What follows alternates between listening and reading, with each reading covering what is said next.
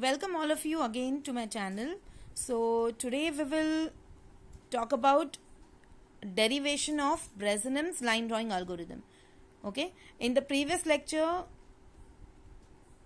or you can say the previous video, we had discussed about DDA line drawing algorithm, and now we will see the derivation for Bresenham's line drawing algorithm.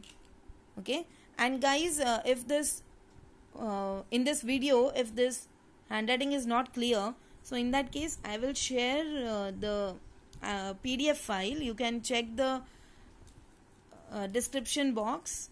There I have shared this PDF file also, so you can refer that PDF for these contents if it is not clear in the video. Okay, so Bresenham's line drawing algorithm. So here we first know the first case, that is slope less than 1. What happens over here? X moves in unit intervals and y value we will have to find. So our xk plus 1 we can write it as xk plus 1 and yk plus 1 we don't know the value of that. Okay. So second case, slope greater than 1. In that case y will be moving by unit intervals and we will find the value of x. So y of k plus 1 equal to yk plus 1 and x of k plus 1 equal to we don't know. Okay, and the third case was slope equal to 1. So when slope is equal to 1, x and y both moves in the unit intervals. That's why x of k plus 1 equal to xk plus 1 and y of k plus 1 equal to yk plus 1. Right? These were the three cases which we saw in the DDA line drawing algorithm also, and the same is there in the Bresenham's line drawing algorithm also. Right? Now let's see this diagram. Just come to this diagram for Bresenham line. We know that this is our starting point, xk comma yk, and this is the straight line path, and the first pixel we know. The second pixel we are having two different options. One is the upper pixel and the second one is the lower pixel. Now you can see in both these pixels the value of x is incremented by 1. Okay, earlier it was xk. Now if you select any one of these pixels, then the value of x will be incremented by 1. Okay, and when we talk about this y-axis, what happens over here is when you select lower pixel, the y value will be the same, okay, as the previous pixel, that is yk. And if we select the upper pixel, then the y value will be yk plus 1. Okay, it will be incremented by 1 if we are selecting the upper pixel. Right? Now here we have to decide which pixel we have to select. So for that we are having a decision parameter. Okay, so for calculating the decision parameter, we should first know that this is called as the distance from the straight line path, and that pixel is called as error. Okay, so we will take this first distance as d1 and we will take the second pixel and this line's distance as d2. Okay, so these two values will be useful in calculating the decision parameter value. Okay, so let's move to the derivation now. So when we will derive this for the slope less than 1. So when the slope is less than 1, we will consider the equation of the line y equal to mx plus c. Right? And now this x, can we write it as xk plus 1? Yes, because we know that when slope is less than 1, x will be moving in unit intervals. So that's the reason we are writing over here y equal to m into xk plus 1 plus c. Now let's call this equation as equation number 1. Okay. So we'll go to the value of decision parameter. So how do we get the value of decision parameter? For that we will have to take delta x, difference of x, multiplied with d1 minus d2. Okay. Now when we want the value of decision parameter, we will have to solve this equation. Now for solving this equation, first we should know the value of d1, then we should know the value of d2, then we will evaluate this term d1 minus d2, and whatever answer we get, we will multiply that with delta x, and then only we will get the value of decision parameter. Right? So let's see what will be the value of d1. So this d1, for getting this value d1, So we will take this straight line part. So wherever this line intersects over here on this coordinate system, we will consider that value as y value. Okay, y-axis value, we will consider it as y. So the value of d1 will be y minus yk. Okay, and the value of d2 we will call it as yk plus 1 minus y. Okay, so here d1 equal to y minus yk. Now instead of this y, we are going to substitute this equation number 1. The value of y from this equation number 1, we will substitute over here. M into xk plus 1 plus c minus yk. Okay, so this becomes our value of d1.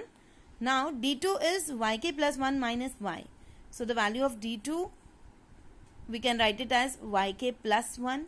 Okay, we are writing this y of k plus 1 as yk plus 1 because we know that it is the next value of y. So it will be automatically yk plus 1.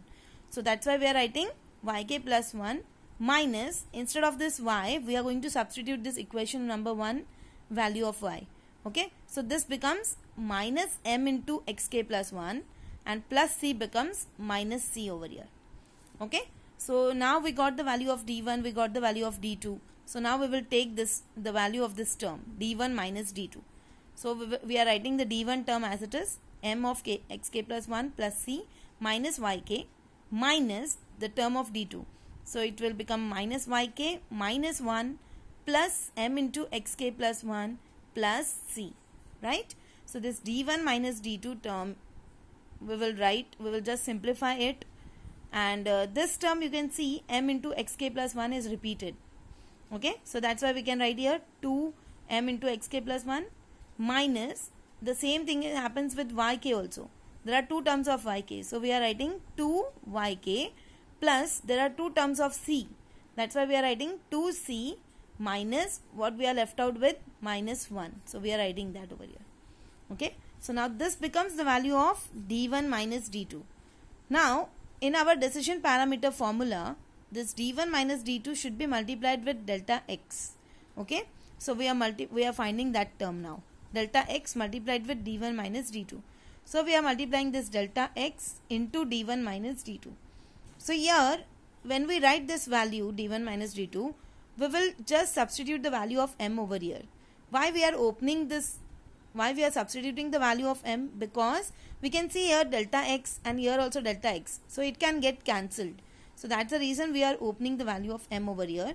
We will write, instead of m, we will write difference of y divided by difference of x, and rest all terms will be the same, xk plus 1 minus 2 yk plus 2c minus 1, right? So now just open this bracket, we will have to multiply this delta x with each and every terms of this bracket, right?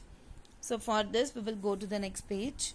So here we are simplifying that 2 delta y, we already know that delta x got cancelled, so it becomes 2 delta y xk plus 2 delta y minus 2 delta x yk plus 2 delta x c minus delta x. Okay, so our final value of pk becomes 2 delta y xk plus 2 delta y minus 2 delta x yk plus, here we will take the delta x in common. Okay, so delta x common, and then what is left in the bracket, that is 2c minus 1. So this will be our initial decision parameter.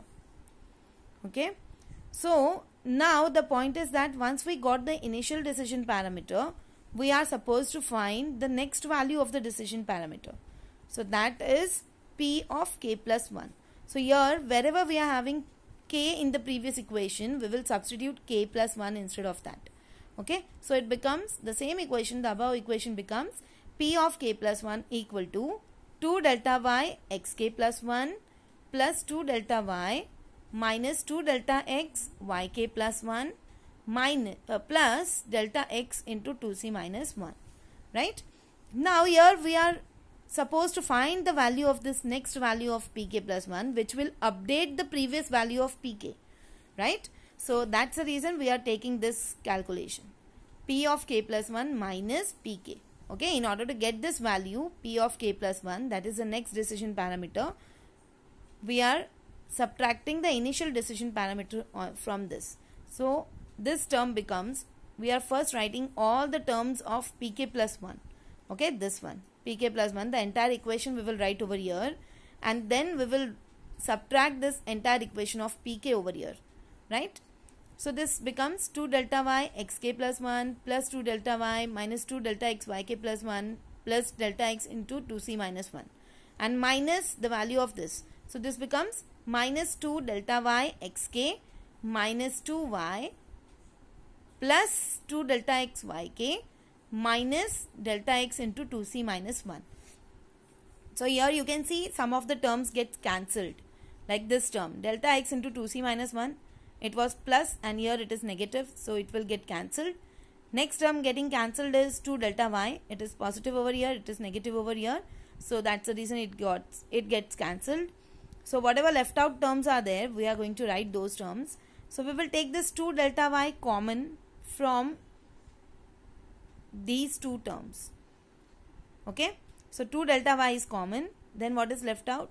X of k plus 1 minus xk minus 2 delta x is common in these two terms, so we will take that 2 delta x into bracket, what is left? Y of k plus 1 minus yk. So this becomes our value of p of k plus 1 minus pk. Okay, so now in this, can we simplify this equation more further? Yes, because we can replace the value of x of k plus 1 as xk plus 1. Okay, why we can replace? Because it is the case where this line slope of the line is less than 1, and in that case we have already seen that x will move in unit intervals. That's the reason we can write this next value of x as xk plus 1, right? So we are substituting this value over here. So because of this, this minus xk and plus xk will get cancelled, and the rest term is the same what we are written in the previous equation. So now we got it cancelled, so we will write the next value of pk plus 1, and we will take this pk value on the right side. Okay, so pk plus 1 equal to pk plus 2 delta y minus 2 delta x y of k plus 1 minus yk. So this is our final equation of the next decision parameter, right? This was the initial value of the decision parameter, and this is the next value of the decision parameter. Now, as we know that initial point is xk comma yk, so we will consider this initial point and we will substitute this value in the equation of pk, right? So we will write the equation of pk. Wherever we are having x, we are going to write there xk, and wherever y will be there, we are going to write it as yk. So for this, we are writing that equation pk, that is 2 delta y xk plus 2 delta y minus 2 delta x yk plus delta x into bracket 2 into y minus mx. So here this y minus mx is nothing but we are substituting. We know the equation of the line, right? The equation of the line is y equal to mx plus c. So can we write the c as y minus mx? So the same thing we are doing here, it is multiplied with 2. It is 2c. So instead of the c, we are writing y minus mx. Okay. So that's what we are substituting over here. And now we have to open this brackets. Okay. So again this delta x is here. So we will write this value of m as delta y divided by delta x. That you can see in the next page. So pk is nothing but equal to 2 delta y xk. These were the previous terms. Plus 2 delta x minus 2 delta x yk plus delta x into 2y minus this m is represented as delta y divided by delta x into x minus 1. So now once we simplify this, multiply this delta x with the brackets. Okay, so it becomes these are the previous terms plus 2 delta x y. Okay, this will become 2 delta x y minus 2 delta y x minus delta x, right?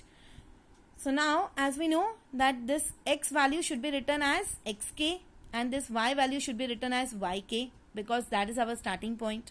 So that's what we are doing over here now. We are writing here yk and instead of x we are writing xk.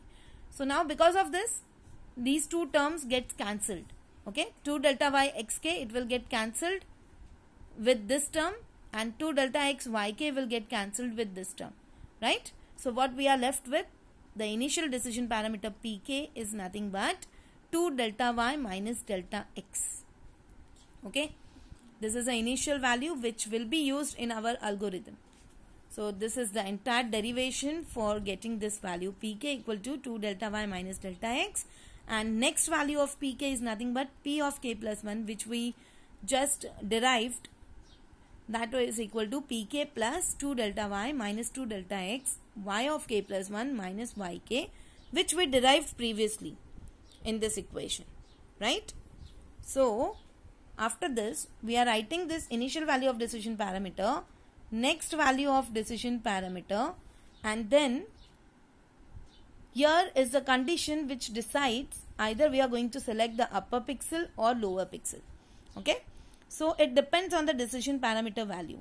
If the value of decision parameter is equal to 0 or greater than 0, that means if it is having a positive value, then x and y both will be incremented by 1.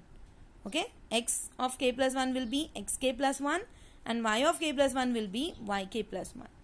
And if this decision parameter value is negative, so in that case only x will be incremented and y value will remain same. Okay, the y value will be the previous value. Okay, so here we are selecting upper pixel, and in this case we are selecting lower pixel, right? So this is the final conclusion of this algorithm, the derivation of this algorithm. We first found this initial parameter pk, then we found next value of the pk, that is pk plus 1, and then based on the value of pk, if it is positive or equal to 0, then x and y both will be incremented. Okay, and if pk is negative, in that case x will be incremented and y will remain the same. Okay, so I hope that this is understood. This was about the Bresenham's line drawing algorithm derivation. Okay, we are not looking at the algorithm, we are just looking at the derivations now in this video. Okay, so in case if you want the algorithm of Bresenham, in that case you can write in the comments so that I can go on for the next video related to this algorithm also. Okay, and one more thing I will do, I will just take one example and I will try to solve it for this Bresenham line algorithm. Okay, so please like this video, share it with your friends, those who are needful to understand this concept. Please share it with them. Okay, that's the purpose of creating this video, that you should understand and you should share it as much as possible with your friends. Okay, so thank you all of you. We will soon come up with the next video. Thank you all of you.